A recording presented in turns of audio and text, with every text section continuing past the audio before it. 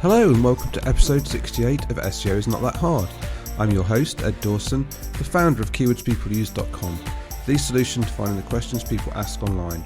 I'm an affiliate marketer, SEO, and I've been building and monetizing websites for over 20 years. I've built sites from the ground up, I've bought sites and sold sites in large exits. I'm here to share with you the SEO knowledge, hints and tips I've built up over the years. Today, I'm going to talk about tagging links with relationship values. This story starts back in 2005 when Google had a problem that they needed to address, and that was that they wanted to penalise sites that were linking to shady websites, sort of spam websites, but they didn't want to penalise sites which had lots of user-generated content, such as forums and blogs with comments and things like that. They didn't want to penalise those sites for allowing their users from linking. Didn't want to stop them from linking, but they wanted to be able to protect those sites. So they created a relationship tag called rel, which most people know as rel. So it stands for relationship, and it's a tag that you can apply to outbound links from your website. Now they invented the nofollow attribute, so you could tag a link as nofollow, and this would mean that you were essentially disavowing that link. You were saying, we do not vouch for this link. We don't want to pass page rank through this link. We're not responsible for the content on this, and we're not endorsing this site. So this was a way where forums and those kind of sites with user-generated content could allow their users to, still keep posting links and still keep sharing things online, but without risking the site sending the link from getting penalised. In addition, Google also decided at the same time to use this new nofollow tag to say to people, if you are selling links, so it's whether for sponsored purposes or for affiliate purposes or anything like that, if there's any kind of sort of exchange of value for placing a link, then they also wanted you to use this nofollow attribute. So this means that they could remove from the link graph any kind of sponsored or paid for links in any kind of way, and also would protect publishers from from their users linking out to sort of dodgy sites that might cause people, the publishers of those sites, problems. So with this nofollow attribute, they were basically trying to remove problem links from the link graph.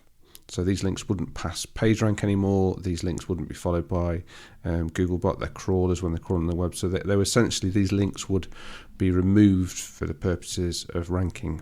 So the effect of this was basically that people now started referring to links as either followed or no followed. Some people would say follow or do follow. Now, there is actually no follow or do follow attribute that you put on a link. If you just create a regular link, as is done in HTML with no rel equals attribute to it, then that is essentially a normal followed link. So if anyone ever refers to follow or do follow, they just mean a link with no rel attribute. Now this worked really well a good portion of time, for many years in fact, and it solved lots of problems for Google. But as time went on, more and more sites started being so incredibly cautious and essentially no following all their external links. And these were big sites, sort of like Wikipedia, the BBC, lots of news websites. And Google sort of started to realise, I think, that they were missing out on big portions of the link graph that might actually be useful to them. So in 2019, they announced some changes, and they actually extended the attributes that you could put in against a link. So you didn't now just have no follow. They added two new ones called sponsored, which was for paid and sponsored links. So this is where you could explicitly state that a link was sponsored and paid for, and there was some value there. So you're not going to get in any trouble for doing this as a link, selling a link and saying that it's sponsored, because that's fine. You kind of like putting your hands up, and then Google can decide what to do with it.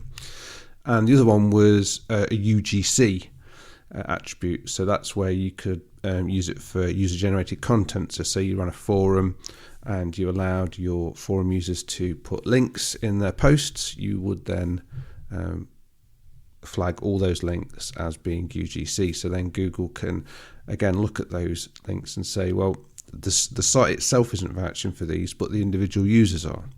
So then their algorithms could then decide whether they wanted to attribute any value to those links. So it's just a way of giving extra classifiers to Google for all the links, so it could understand each link type more.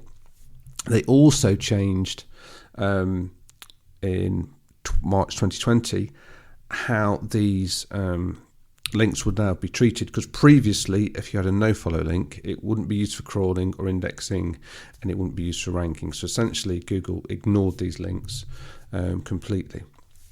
But now since March 2020, they now have decided that they will use take these links which have got these attributes against them as hints for crawling and indexing, and they may be used as a hint for ranking. So essentially what they're saying here is that now they're not necessarily going to completely ignore these links. They may decide to use them. Now, this is quite tricky if you're trying to work out for yourself what the value of a link is, because they're kind of saying that they might actually use a nofollow to crawl. They might use it to pass value, PageRank value from one site to another.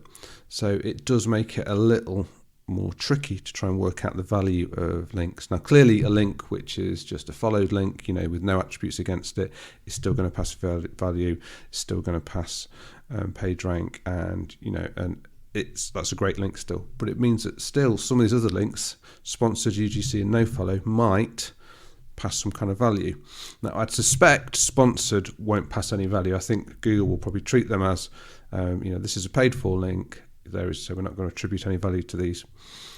UGC, they may pass some value, but I think it might depend on the kind of site that UGC link is from, and also potentially who the user is on that site. If they see a user on a site who's got lots of value and providing lots of good content, then they may decide that links from certain users on forums might pass value.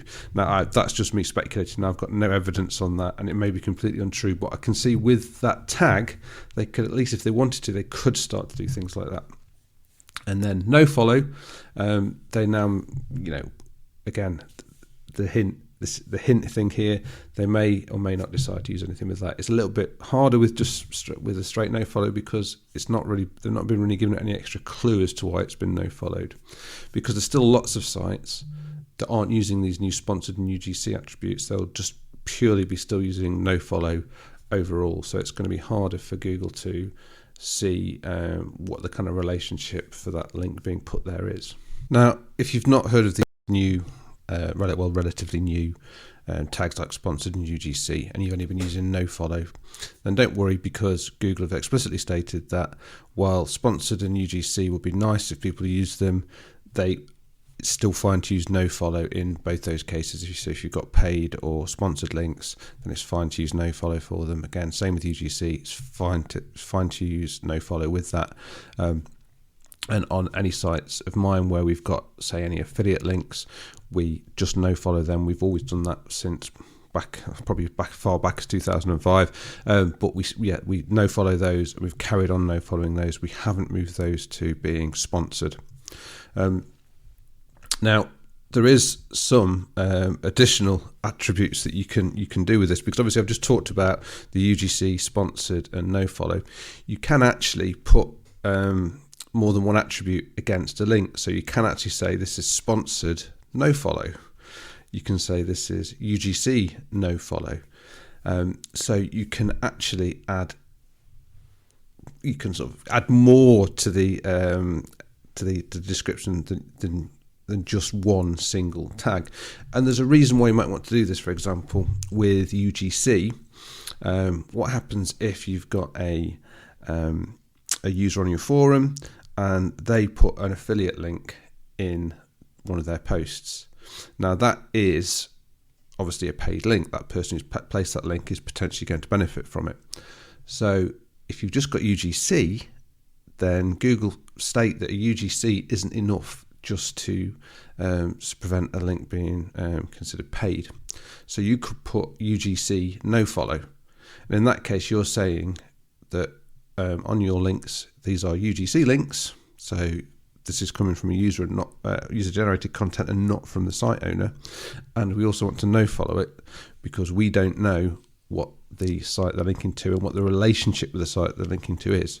So you can actually expand it out, and that would cover you in more than one way against any potential penalty or any kind of potential issues with Google. So back to the original question, to follow or not to follow, what should you do with your links? Well, if you're linking genuinely with no payment, nothing in reward to another website or another URL on another website, then I would just follow it. And that is, say, for example, you're writing a piece on marketing tools and you want to link to a tool that you recommend that you use. You've got no relationship, you're not getting paid for it, you just want to give a genuine recommendation because you think it's a good tool, then, have that as a followed link. So you're not going to put any attributes against it at all. Now, say you've been approached by a website and they want you to link to them because they want traffic off you. They want a sponsored link. Then I would put a no follow or a sponsored against it. Personally, I'd put a no follow because that's what I've always done. The same with any kind of affiliate link. Put a no follow against it. It's just not worth getting any kind of penalty for selling links. You just want to keep it straight as a no follow. If I had any kind of forum or comment section or anywhere where I allowed people to post links on the site that were out of my control, any kind of user-generated content, I would definitely use the UGC link, the UGC attribute, and I would probably also put the no follow against it. So a UGC space no follow attribute. So I'm basically letting Google know that this link was created by a user on the site, so we're not endorsing that, and also we don't want you to follow it because we don't want any risk of being penalised if that person is putting a link that is essentially a paid link. And then any other link that you would, if you weren't sure about, just no follow it. But I wouldn't no follow all my links like some sites do. Like some sites have big sites especially have editorial policies where they just no follow all external links. If I was genuinely wanted to recommend a site, as I said at the start, I would definitely not put any attributes against it. So as a followed link and actually pass that recommendation and that page rank to that site, because I think they deserve it. And if I'm doing it off my own back with no coercion, no payment, then why not? I think it's a good thing to do. Thanks for being a listener. I really appreciate it. Please subscribe and share because it really helps. SEO is Not That Hard is brought to you by keywordspeopleuse.com.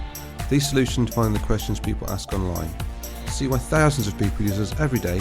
Try it today for free at keywordspeopleuse.com. If you want to get in touch, have any questions, I'd love to hear from you. I'm at Channel 5 on Twitter, or you can email me at podcast@keywordspeopleuse.com. Bye for now, and see you in the next episode of SEO is Not That Hard.